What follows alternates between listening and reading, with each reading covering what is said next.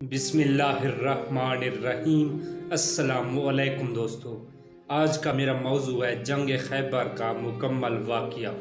خیبر ایک ایسا قلعہ تھا جس پر کفار ہمیشہ ناز کیا کرتے تھے۔ اللہ کے رسول نے مسلمانوں سے فرمایا، چلیں خیبر والوں کی اصلاح کرتے ہیں۔ آپ نے ساری جنگیں دفاع میں لڑی ہیں، حملہ نہیں کیا۔ خیبر کے یہودی مسلمانوں کو لوٹ لیتے تھے اور ظلم و ستم کرتے۔ مسلمانوں نے رسول خدا صلی اللہ علیہ وآلہ وسلم سے شکایت کی کہ خیبر کے یہودی ہمیں لوٹ لیتے ہیں اور ظلم و ستم کرتے ہیں۔ خیبر میں ان کے بڑے بڑے پہلوان مرہب، حارث اور انتر تھے، جو بہت بڑے قداور اور بڑے جسم والے تھے۔ رسول خدا نے خیبر والوں کو خط لکھا کہ باز آ جاؤ، میرے ماننے والوں کو آئندہ کوئی یہودی نہ لوٹے، مگر وہ یہودی اپنی حرکتوں سے باز نہ آئے۔ رسول خدا نے دوسرا خط لکھا کہ باز آ جاؤ، ورنہ میں خود خیبر آ جاؤں گا اور خیبر فتح کروں گا۔ خیبر والوں نے میٹنگ بلوائی کہ اب کیا کیا جائے۔ رسول خدا نے خط لکھا ہے، انہوں نے مشورہ کیا کہ گھبرانے کی ضرورت نہیں، ہمارے پاس بڑے بڑے پہلوان ہیں۔ خیبر کا قلعہ بہت ہی بڑا قلعہ تھا۔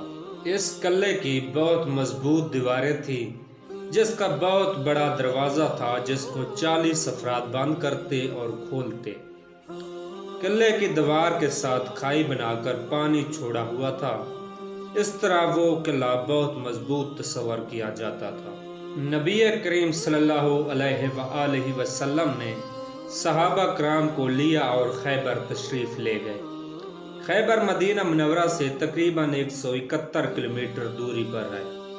جب آپ صلی اللہ علیہ وآلہ وسلم خیبر پہنچے تو خیبر والے آپ سے کہنے لگے، اے محمد، آپ یہ مٹھی بھر افراد لے کر خیبر کا قلعہ فتح کرنے آئے ہیں۔ سب خیبر والے ہنس ہنس کر کہہ رہے تھے، کیا آپ مرہب، حارث اور انتر کی تلواروں سے ناواقف ہیں؟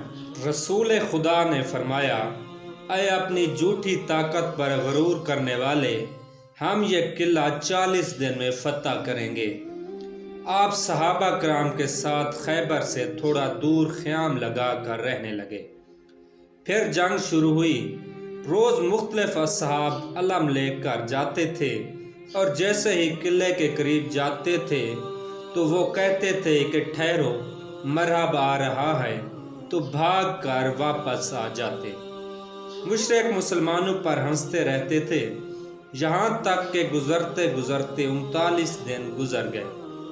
رسول خدا نے فرمایا، کل میں علم اس کو دوں گا جو مرد ہوگا، کرار ہوگا، غیر فرار ہوگا، وہ اللہ اور اس کے رسول سے محبت کرتا ہوگا۔ اللہ اور اس کا رسول اس سے محبت کرتے ہیں۔ اللہ نے اس کے ہاتھوں پہ فتح لکھی ہے، وہ جائے گا اور خیبر فتح ہو جائے گا۔ صحابہ کرام فرماتے ہیں کہ پوری رات انہیں نیند نہیں آ رہی تھی کہ صبح کس کو علم ملے گا۔ پھر صبح ہوئی، پیغمبر خدا نے سارے صحابہ کو فجر کی نماز پڑھائی، اور نماز پڑھانے کے بعد اصحاب سے فرمانے لگے، علی علیہ السلام کہاں ہیں؟ اصحاب نے کہا، یا رسول اللہ، علی کی آنکھوں میں درد ہے اور وہ مدینے میں ہیں۔ رسول خدا نے فرمایا، ناد علی مظہر العجائب۔ صحابہ کرام انتظار کرنے لگے۔ تھوڑی دیر بعد صحابہ کرام نے دیکھا کہ گرد اڑ رہی ہے اور حضرت علی علیہ السلام خیبر کے میدان میں پہنچ گئے۔ رسول خدا نے آگے بڑھ کر حضرت علی علیہ السلام کو خوش آمدید کہا۔ حضرت علی علیہ السلام فرمانے لگے، اے رسول خدا، کیا حکم ہے اپنے اس غلام کے لیے؟ رسول خدا صلی اللہ علیہ وآلہ وسلم نے جب علی کو دیکھا تو آپ کی آنکھیں بے حد درد میں تھیں۔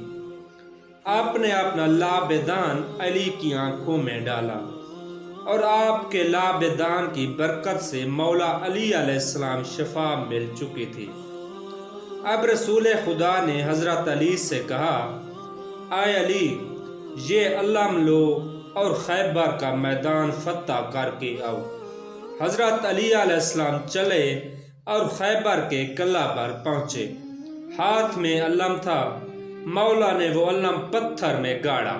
مرحب، جو قلعہ کے اوپر والے حجرے میں نجومی کے ساتھ بیٹھا کرتا تھا، اس نے نجومی کی طرف پلٹ کر دیکھا اور کہا، اب تک جو آ رہے تھے وہ بھاگ رہے تھے، لیکن اس آنے والے کا مزاج کچھ اور ہے۔ اس نے پتھر میں علم گاڑ دیا۔ نجومی نے کہا، پریشان نہ ہو، ایک برج ایسا ہے جو فلاں ستارے کے سامنے آتا ہے تو پتھر موم ہو جاتا ہے۔ نجومی نے کہا، کمال اس کا نہیں ہے، اس برج کا ہے۔ حضرت علی علیہ السلام نے علم اکھاڑا، پھر علم گاڑا، پھر علم اکھاڑا، پھر علم گاڑا۔ جب 7 یا 9 مرتبہ علم اکھاڑا اور پتھر کے اندر گاڑا، اب مرحب کو نجومی نے کہا، خبردار، اس سے مت لڑنا۔ مرحب نے کہا، کیوں؟ ابھی تو تم نے کہا کہ کمال اس کا نہیں ہے۔ نجومی نے کہا، کمال اس کا ہے، جب یہ علم اکھاڑتا ہے تو برج ستارے کے سامنے سے ہٹ جاتا ہے، اور جب علم گاڑتا ہے تو برج ستارے کے سامنے آ جاتا ہے۔ اب میدان میں مرحب آیا اور کہنے لگا، زمین خیبر کو معلوم ہونا چاہیے کہ آج اس کے سینے پہ مرحب آیا ہے۔ میری ماں نے میرا نام مرحب رکھا، جس سے موت بھی ڈرتی ہے۔ حضرت علی علیہ السلام نے اپنا تعارف یوں کروایا، زمین خیبر کو معلوم ہونا چاہیے کہ میری ماں نے میرا نام حیدر رکھا۔ مرحب کو اس کی ماں نے وصیت کی تھی کہ مجھے کسی نجومی نے کہا تھا کہ تیرے شیر جیسے بیٹے ہوں گے، جس سے ٹکرائیں گے مار دیں گے۔ بس بیٹوں کو اتنا کہنا کہ حیدر نامی آدمی سے نہ لڑے۔ اب مرحب کو بھی خیال آیا کہ میری ماں نے حیدر نامی آدمی سے لڑنے سے منع کیا تھا، یہ کہیں وہی حیدر تو نہیں۔